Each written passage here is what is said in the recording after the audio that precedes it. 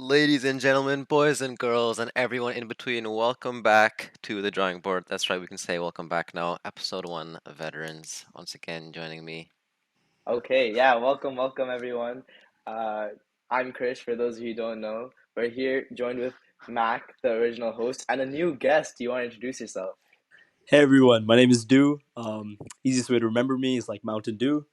That's quite literally how my name is spelled. But yeah, I'm excited to be on.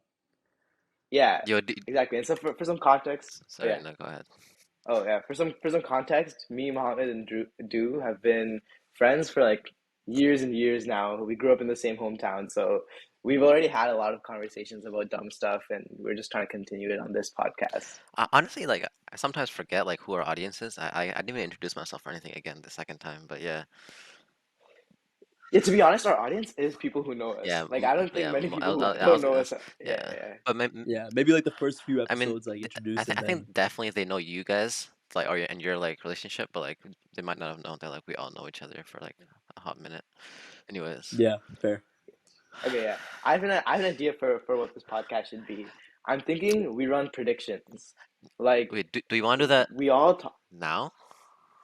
Like, Yeah, I think it'll blossom into some cool things. What do you think?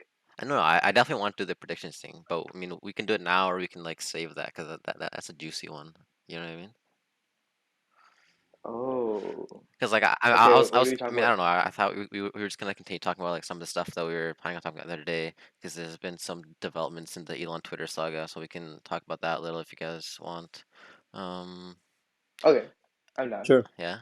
Okay. Also, just like kind of Okay. like some meta information, because like after last podcast, like just like getting feedback from like our friend group and like other people who talked about it, like the way we're essentially gonna like do it is like we're constantly gonna have people cycling in. So like we enjoyed like that just like me and Chris dynamic, but we thought it'd be cool to have like a third perspective because often like feels like I mean, we might agree on some stuff, or like don't might not be as much pushback. And like one of the best parts I think about our friend group was the fact that we had so many varied like opinions on like a bunch of broad things. Like literally like 10 minutes before this podcast, we were debating in the group chat about about meta. So like yeah, Yeah, so we're just gonna have constantly people cycling through, and Duke gets to be the first esteemed guest.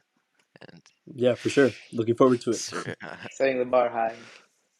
Yes, okay, sir. yeah, so let's fucking dive into it then. Um, Elon, what were you saying? What about him?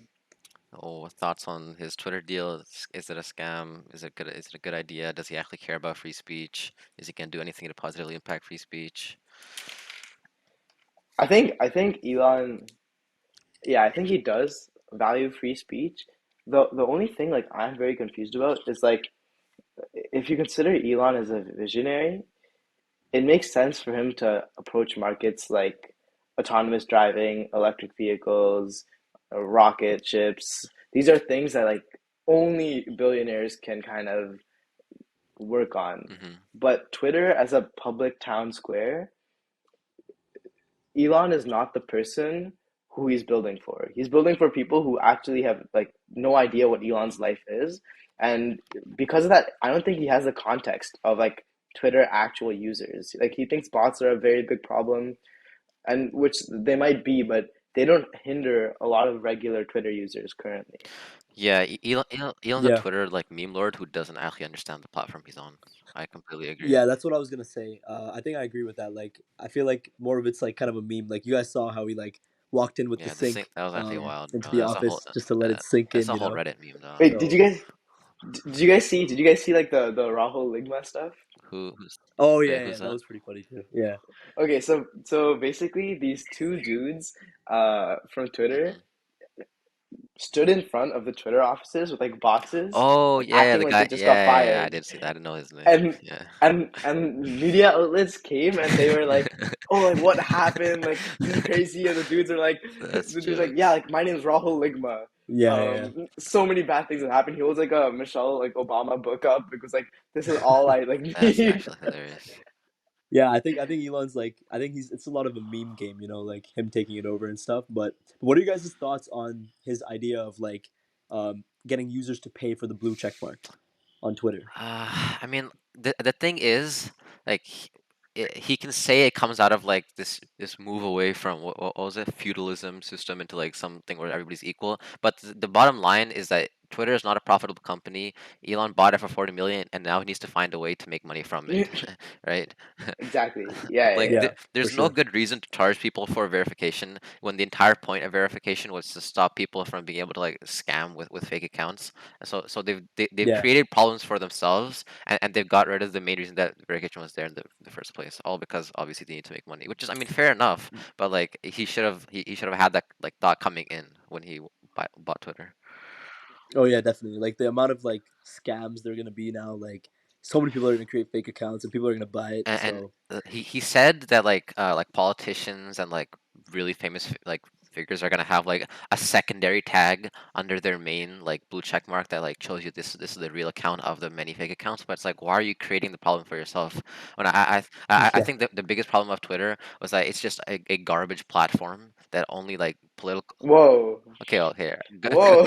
okay, garbage platform in terms of like its usability for most people, because it just devolves into like political meme lords shouting at each other, like yeah, yeah, and the average user could care less about Twitter, and then on top of that, there's a bunch of like problems even for the people who do use it, right? I mean, I Yeah. think yeah, outs like just like respond to Krish before he even says his point. I feel like within like the tech sphere, like it's not as bad because people like are like it's like a collaborative like idea sharing environment type of thing. But in general, I don't think that's what Twitter is used for.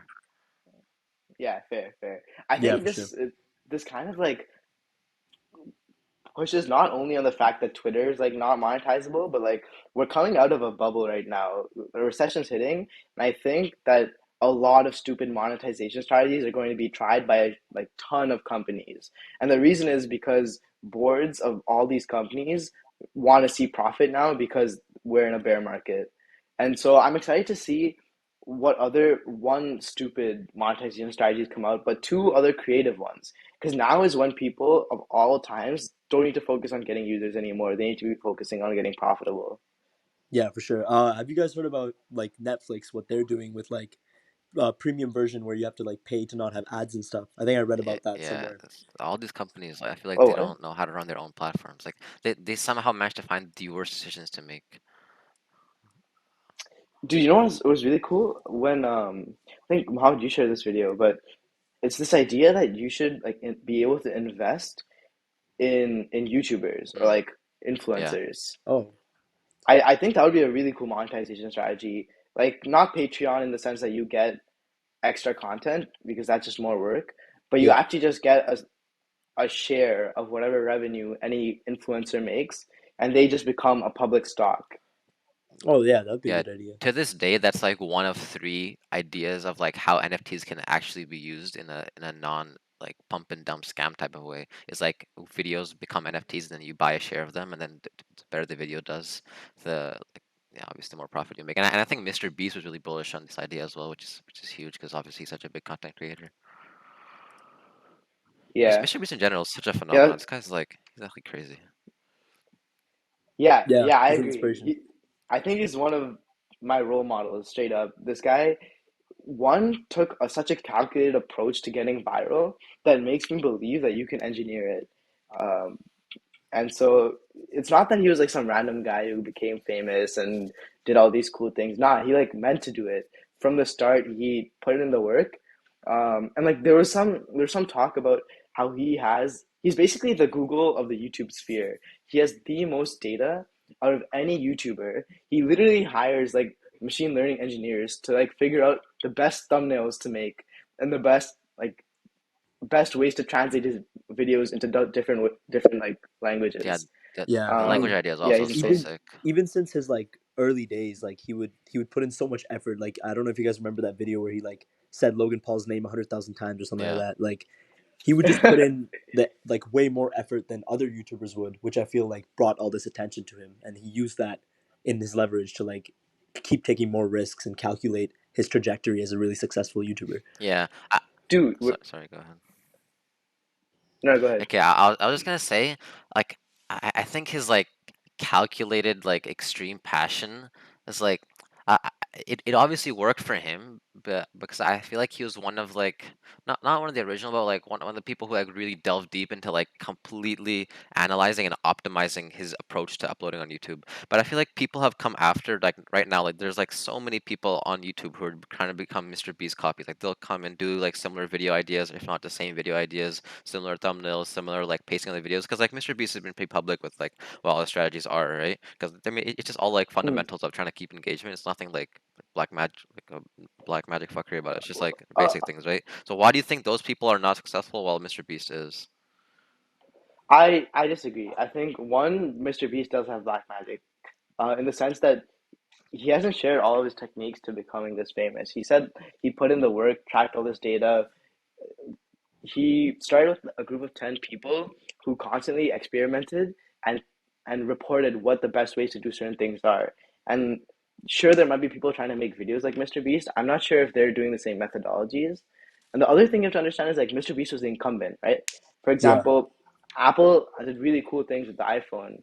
Now, anyone else that tries to make a phone will Mm. obviously bear challenges, even if they employ the same mindset that Steve Jobs did Yeah, true. in I his guess being the first making mover the is iPhone. like a big. Yeah. Yeah, I think I agree with Chris Yeah. here. Like he kind of started this. He pioneered this entire kind of different type of YouTube videos. Like like PewDiePie pioneered the YouTube reaction videos. Like he started that a Mm, lot, and then many other YouTubers like now I know like KSI does a lot of that kind of yeah, content. So I feel like Mr. Beast kind of like taking something out of the blue, like doing something nobody else would do. No one's gonna count to like 100,000. No one's gonna do this kind of outrageous like challenges. I think he pioneered that, which made it very easy for him to get viral. But now as Chris was talking, like similar to Apple, it's like since it's already been done, it's like less likely to go viral now if someone else does it. Yo, we need to like make a blog post about how to use Apple in arguments. I swear, in every single argument I ever have, I bring up like Steve Jobs or Apple or someone else does, Yeah, and I'm like dude. worried that like we're not doing it Every other right. fucking Twitter thread I see is about how Steve Jobs is a design genius and how Apple did marketing this that. yeah, and he There was was like I think he was a philosophy major actually, and I no, think like he dropped out, yeah, he dropped out, but I think like he was just a visionary from the beginning. right? Um, But I don't know. The I've been reading some things, and he was very much a brat. Like in terms of CEO, he was not a good person to work with.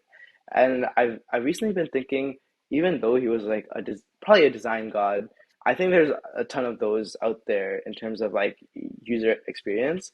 yeah, But I don't know if being such a hard ass was necessarily the right move. Like, what if Steve Jobs was a nicer person to work with? Do you think he could have gotten better engineers? yeah. I mean, this is a question that's pretty debatable. I mean, I always wondered like many CEOs are like apparently dicks, right? So do you think a good CEO must be a dick? I No, don't like think so. the example is Sundar Pichai. He's like a really good person to work with. Everyone loves working with him, but he's still like making crazy moves for Google. Yeah, Yeah, fair. there's definitely like a level of like it doesn't have to like express itself in the form of being like a bad person, but there's a level of like I don't know how to describe it. There's like some like eccentric quality you kind of have to Yeah, be that level of a visionary, that level of a leader, I think. I think there's a Dude, fine line between like a good leader and then an arrogant like dick who's like mean to people. Like if you think about like Michael Jordan for example, like he was known to be a dick to his teammates. Everyone Yeah. thought of him as a bully, but he was also one of the best leaders and his leadership guided them to so many championships. Yeah, MJ dude, was like the best example because he's such a double-edged sword. Because like his competitiveness is like the thing that everybody like said. Like whenever like MJ LeBron debates come up, it's like, oh, LeBron doesn't have that killer mentality, right? And like MJ obviously he Yeah. had the killer mentality, but the same reason that's the reason like he was such a dick. His double-edged sword. Yeah, for sure. do you think it's important to be a narcissist to be an effective leader? To some extent, I think you have to have a self-confidence to some extent to believe in yourself and believe in your ability to lead a team. If you don't have like some self-confidence, I don't think you can inspire others if you don't believe in yourself. Honestly, I disagree. Hmm. I disagree that like you need self-confidence, obviously, but I think like specifically like the idea of narcissism, like I think the idea that like of leadership being like a role where you have to impose your will on your team is overblown, and it should be more of like a you guide the process of the team in a direction. Like you're more of like guide and aid the team in a direction using your abilities rather than like imposing your will on them.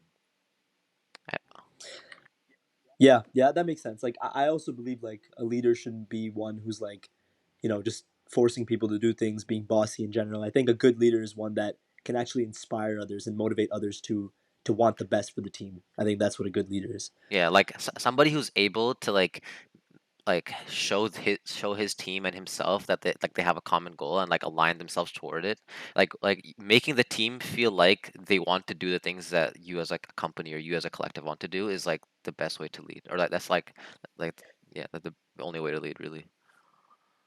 Wait, dude, this is very much, I guess, like off topic, but why is there no programs to make teachers into like C-suite executives or like leaders in like big conglomeracies? I feel like teachers are like the most well equipped to do this. No? What level of teacher, like high school, like what do you think? Yeah, yeah, yeah. I don't know about elementary, like that's a whole different type of people, but yeah, high school teacher I think would be really, really good at being a leader of any team. There should 100% be some like person with deep pockets who's trying to fund this. It seems like almost like a waste to not do it.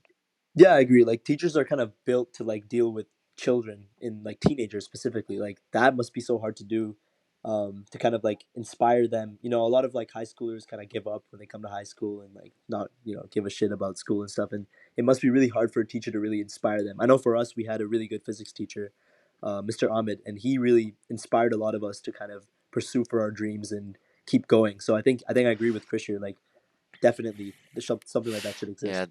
teachers like that, I feel like unfortunately are like pretty few and far between though. Like I feel like you need a teacher like Mr. Ahmed to be able to like transition into that leadership, like executive type role. But I think more importantly than like having teachers become leaders, we need like a way to make good teachers.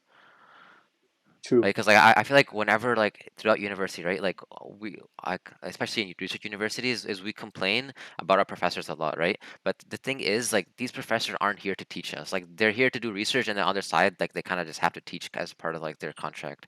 But like the problem is we're not like making teachers because it's such a nice experience learning and going to class every day when you have somebody who wants to be there, is passionate about what they're teaching, and is able to like portray the information in a well understood manner. But meanwhile, most professors are here like talking to us like we're third year PhDs, right? So like a pipeline of creating good teachers is something we need definitely. Right. Well, okay.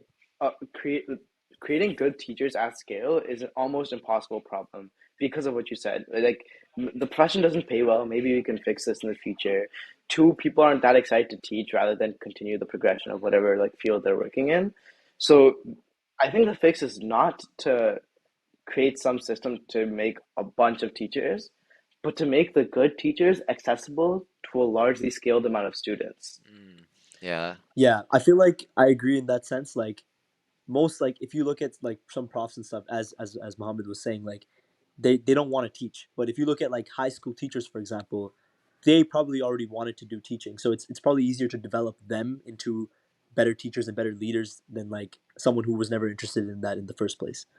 yeah, that's fair. Do you think there's enough people interested in teaching at all? No, I don't think so. I think that's a big crisis we're facing right now.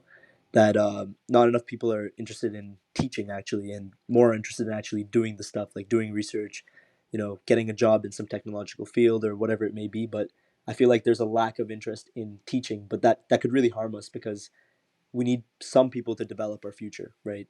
The future kids. We need those teachers that inspire these kids, like Mr. Ahmed did. What Exactly. what what what do you guys Yeah. think personally? Because I know for myself, like the idea of like being a researcher, just being in industry, like it feels really like monotonous. But like teaching is so like appealing to me. Like I've always wanted to be like even like a Hmm. TA or like a peer tutor or something. Like it just seems like it's so much fun. What do you guys like personally think? Yeah. I think my plan has always been to kind of work in the industry in the technological sphere at least for a Hmm. while, and then eventually, the knowledge I gain, I may eventually want to go into teaching, like Mr. Said, our high school computer science teacher. I might want to become like that, and then use all this expertise I've gained throughout these years to kind of have a positive impact on other people's lives and inspire other students to strive and make a difference in the world. Yeah, yeah, same. I'm along the same lines of do. I've had this dream to start a school at 40 for a long time, and as like research precursors, I've been doing like a lot of things to try and figure out what the key problems in education are, how important they to weigh things like equity, like financial things, like even like for I guess I don't know if the listeners know this, but like me and do go to Waterloo, which is a co-op program, and so for my next co-op program, I'm going to be working on like an education startup. Um, so yeah, like my goal is to like really like get down deep and dirty with this industry and figure out if it's something that can be fixed at an institutional level, and if not, just go towards something Wait, else. Krish, that one time that you went to that like elementary school that like they had that separate form of teaching, I can't remember what it was called. Like, did that Yeah, ever yeah, like did you ever look further into that, or was that kind of like what happened with that? yeah, yeah. It's called Montessori schooling. Um, Fort McMurray had one. It's pretty cool. The idea, I guess, for those of you that don't know, is they don't have they don't split classes by age or by like subject. It's more like the classes are with teachers who act more like guides and give introductory information to the students. And the students are the ones who actually have to be inquisitive and curious and figure out how to do things. A very popular example is if a student asks, "How tall is this classroom?" The teacher doesn't search it up or tell the student. The teacher says, "Okay, find out. Like, what do you want? What do you want to do to find out?" And the student can like go about it different ways. The teacher will give a student a bunch of paper clips, and the student will stack all these clips to the very top, and that's their learning. It's more about critical thinking and problem solving. And the key axiom behind it is that students or people can learn things and factual information from books at any time in their lives. But this critical thinking is something that's going to be much easier to learn early on. Yeah, I think that's the future of education. Actually, I think that's how education will eventually become in maybe a few years or maybe a decade. But I was wondering, like, there's different programs currently in the modern day. Like I don't know if you guys have probably heard of the Knowledge Society, right? So Mhm. programs like this, what are your thoughts on programs like this trying to develop these future leaders and future innovators? Do you think they're successful? Uh, to be honest, I feel like a lot of time they're like kind of fluff. Like people just do it as like a resume stat pattern type of thing.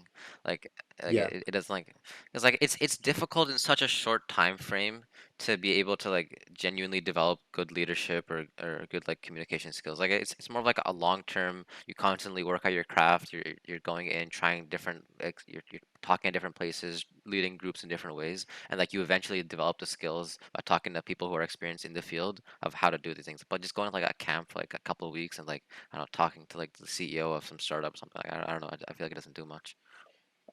Oh, I disagree, like so hard. So I thought a lot about the Knowledge Society, and I guess like different like clubs as opposed to institutions for education, and the key thing I think they do is they get a bunch of talented people together and they self-select. Like there's an application process, right? So only talented people will ever join it. So now you have all these talented people who are gonna do cool things regardless of if they join this institution or not. However, because everyone there is really talented, I guess okay, for some context, I believe that like a really big bottleneck in life is not knowing that something is possible. And the way to know if something is possible is if other people around you are doing it. And so going back to TKS, like if a bunch of people around you are doing things that you previously thought were impossible, you will also want to attempt the impossible. And every normal person will be dragged into greatness by people who were once dragged before. Yeah, I think like I agree in that sense. Like I feel like I firmly believe in the idea that you become who you're with. So in that sense, the people who are signing up or joining these kind of organizations, like they all are like-minded in the sense that they want to do something. They want to be successful in some way. They want to innovate or inspire. I feel like just being around these people, even for me personally, like I feel like the high school group that we grew up with was very ambitious and it really Yeah, Yeah, kind of format exactly. is actually like elite. rubbed off on everyone. Yeah.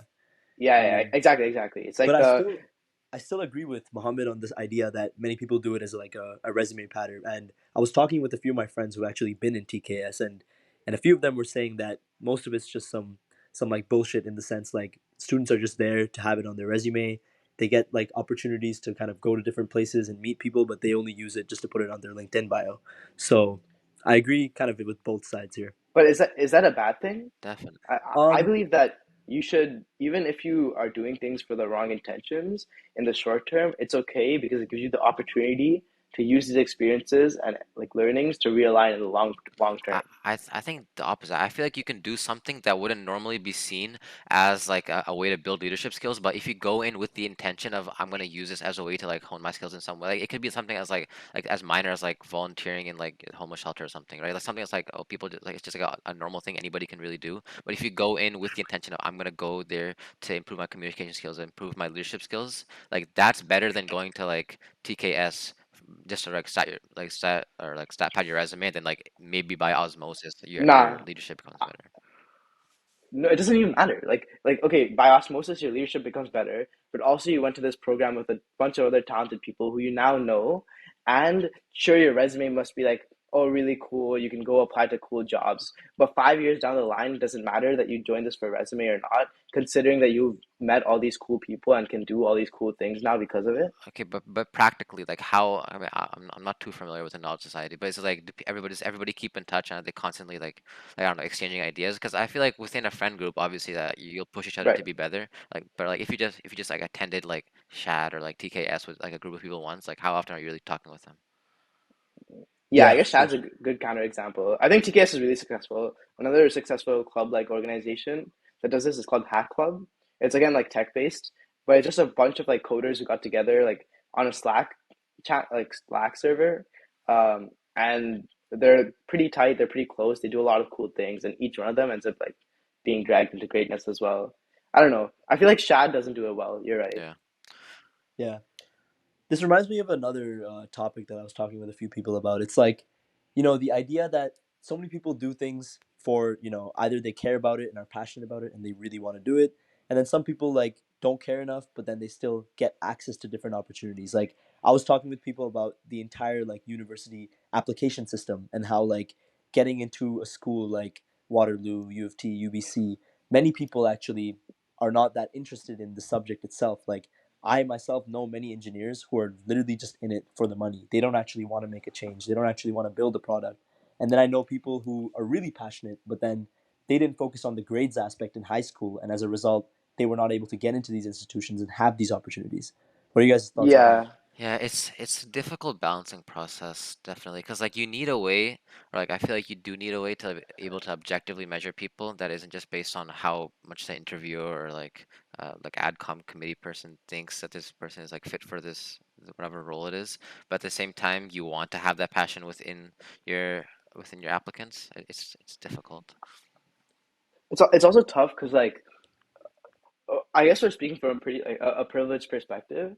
There's people whose entire lives and childhoods were about like where they didn't have access to good like financial support, and because of that, like their lives have become like first priority to become financially free, and then like go pursue your passions, which makes Yeah. sense. Like we have the privilege to like go passions Yeah. first, which is cool, but yeah, like you have to take that in as well. Yeah, You that's a can't fair get mad at point. these people. Yeah, yeah, it's not about like getting mad. I just think it's like okay, so like if you were a university admissions officer and you know that one person is, maybe less financially successful as another person, but the other person is also very passionate about engineering itself, and the person who's like, like more like financially like suffering, like let's say they are not as passionate about engineering, who would you give that spot to? In university. I Yeah. think Mm. as the university, you have to give it to the person who's more passionate because as like as a university, your goal is not to create financially successful engineers. Your goal is to create like engineers who are going to go on to change the world. Because like it doesn't really impact you if you're like the No, no, no.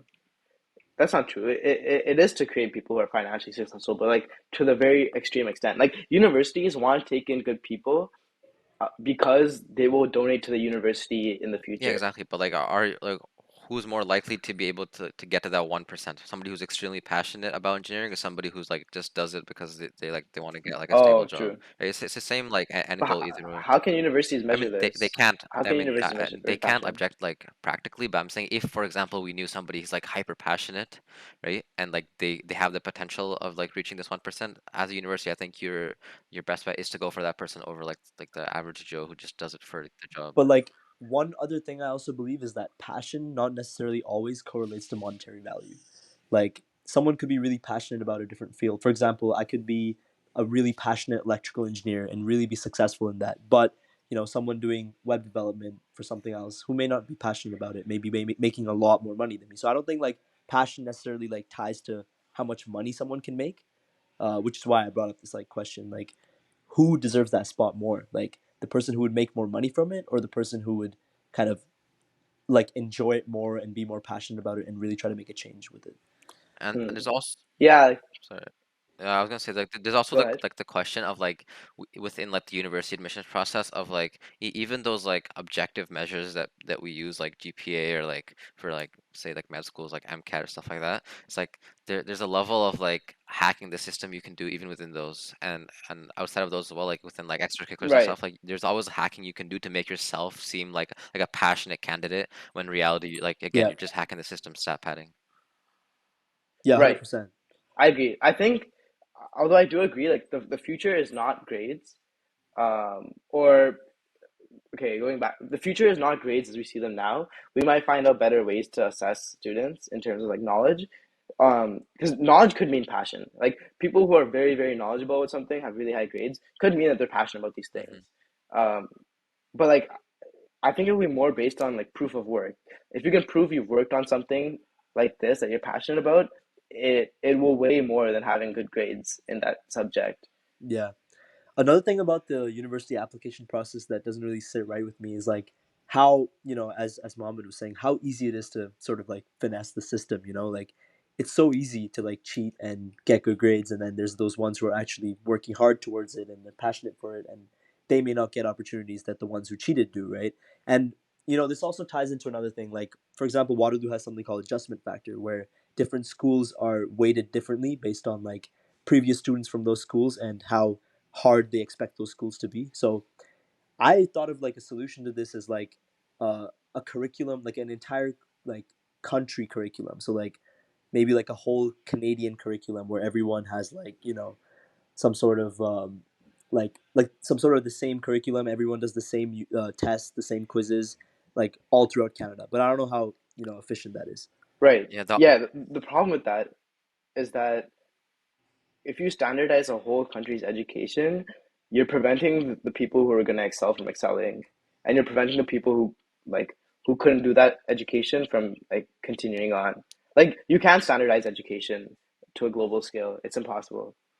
Yeah, Yeah, I the agree. other alternative is like the approach that like some med schools will use, not very well in my opinion, but like having like one standardized like large scale test like for the like MCAT or LSAT for example is like the education itself like your GPA might be varied, but then that's one test they can say okay we can look at this and like use this as a gauge to like judge how valid their GPA is, and even then there's But Yeah, obviously flaws, but doesn't it make sense for like medical students if their job is to like know a lot of stuff? Like if people's lives depend on it, shouldn't you just test everyone if they know a lot no, of stuff? I agree that like the MCAT is like by far the best thing that's used in university admissions processes over GPA. Because the problem with like Canadian med schools admission in particular is like you basically if you mess up one year if you're on in Ontario like you're fucked. Like just like pack it up, go into like some other career type thing, Oh right? yeah. Like obviously like for like med schools outside of Ontario it's like a bit better. Like they'll drop some lower years and stuff like that. But then also like there's like the confrontation of some universities are easier to get higher grades in. Like objectively like the people coming out of there have 4.0s and Same with high yeah, schools, it's yeah. the same thing, right? But the MCAT is something they can look at and be like, okay, like we know it's the same test. Like your resources to like study it and your financial like access to like different study methods may be different, but at the end of the day, at least we can still say everybody went in and wrote the same test, right? But the problem is like yeah. med schools like weigh it very lightly, which is why I was saying that they don't use it very well. Yeah. The next thing I was gonna bring up was actually like the idea of entrance exams. Like I know like some universities like IIT in India, they have like these entrance examinations similar to the MCATs and stuff where, students actually compete directly on one exam to determine who gets in. So I guess I was gonna bring that up, but like my thoughts on this kind of situation is like, what if it's like you mess up that one test? Like, is all your years of hard work that you spent to get to that point just wasted like that? Also, think about how much of a suppressing factor it is for students to get a really high education to have to study for a test that might not be applicable for what they're passionate about. Yeah, Because like the real solution is like abolish like this like status game of universities. Most people who are passionate about something can end up getting an education in something. It might not be, it might not come with all the extra opportunities. However, they can get a good education, and the passion comes through. I think in the end, yeah, that's fair. Wait, sorry. What do you mean by that? like I don't think it matters if someone's really passionate Yeah. and they didn't end up getting into their preferred university, like I think that's okay. And the reason is because even if this university affords better opportunities, which which is also debatable because like an, a smaller university could lead to more opportunities per person, but barring that, Hmm. now you still have your passion. There's still lots of other ways to get opportunities in terms of uh, clubs or teams or like hopping on Twitter and posting about what you're But working do on. you So I think do you think? See, I agree with that to an extent. Like, I think like that's fine and all, but definitely like in some cases, opportunities are way more prevalent just because of a institution name, for example. Like I could even bring into a question like Waterloo. Actually, like the fact that some students go to Waterloo for engineering, right, or even like U of T or something or UBC. Like these students in general, I feel like have a better opportunity in the sense that more companies and stuff will recognize the fact that they're from these prestigious schools, and they may be given more opportunities than someone who's equally qualified, maybe even better, but at a less known school. And also, Krish, like I hmm, think, like say yeah, for example, you are extremely passionate about something. I think there comes a point where like you kind of have to look at like the practical realities of life. Like we're like really privileged that we have oh like true, the ability to like pursue our passions, and we could like be trying to pursue our passion for the next 10 years and not be financially successful, and we'd probably all be fine, right? Like. But the thing is, for like most people, that's not the case. Like they could be really passionate about something, but like something happens, reality hits them in the face, and they don't get into whatever like opportunity it is, and they have to like change paths because of it. Like say for example, there's like somebody who's like they're a yeah. student, they had a bad GPA in their first 2 years of undergrad, and like they would make the best physician in the world ever, but the fact that they fucked up these first 2 years means like they have to change their path now. Hmm. Yeah, Yeah, that's true. I was thinking of it more from like a tech perspective, just 'cause like that's what I'm more familiar with. Like med, yeah, like med. I guess like there's no posting on Twitter about like what you're working on and like people going, yeah, go become a doctor. Yeah. yeah. I Yeah, mean, even in the tech sphere, like I feel like something like a co-op program itself. Like if a university, I feel like has a co-op program, you just have that university itself just has more like ties with many employers from different places, and I feel like because of that, students can be given much more opportunity to kind of have a starter like like a more ahead starting point, if that makes sense, compared to people in other universities that don't but have a co-op program. I'm not saying like sure getting into a good university will boost your trajectory, but looking on a long enough time frame, I think passion wins Oh all. yeah, for sure, I agree. Yeah. Like people could go to the most prestigious place, but then again, it's like the saying, like you know, hard work beats talent. Like if talent doesn't work hard, so in that sense, you would compare it to the passion. Like if you don't have that passion in the long run, you're not going to overtake someone who's been given opportunity and they're not that passionate. Yeah, I think the bottom line is Yeah, that like if you have passion, it's always possible, but for a lot of people it becomes practically impossible. yeah. Also, like what we were talking about earlier, it's not only passion, it's ambition. As Yeah, in, if you're very passionate about something, but you don't know what is possible because you're not around people who are doing what you think isn't possible, then your ambition will just get lowered, and then you'll be like doomed to a life of some, like maybe your passion, but not something that you could have even imagined was possible. Yeah. yeah, I agree. I think like who you're with again, it comes back to this again. Like who you're with really determines your outcome in the sense like if you're with very like-minded, ambitious people, you'll realize that different things are possible. You can use your talents to good use. Whereas if you're kind of like, it's like that saying like if you put a ceiling on yourself, you'll only jump to that ceiling. You'll never know how far you can jump, right? Dude, So I saw like Steve Harvey say something similar, but he said it like the dumbest way yeah, it was like possible. the fly one or the flea Yeah, or something like that. Yeah, Yeah, it was the stupidest ever yeah, yeah, metaphor I've yeah, ever heard in my life. yeah. I remember that. yes. Okay, Are we like over time? I feel like we Yeah, are. I think we probably ended there. I was gonna say as well. Okay, okay, okay. Any final thoughts, Mac? Do Uh, no, I think my final thoughts are like there's a lot to be changed, especially in the education system. I think like education system will determine our future success as humanity. I think it's what actually builds leaders and innovators and inspires people to be exceptional. So I think that's something that should be really targeted by society to kind of improve that so that we can kind of put the best foot forward as humanity in the future. Yeah, it becomes a culture game though. Okay, these are my final thoughts, I guess. But I think it becomes a culture game. I'm not even necessarily sure that the future of education lies in institutions like universities or high schools. Maybe it does. It probably will have to in some sense. But I think it becomes how do people learn well and what is the best way to acquire and apply information.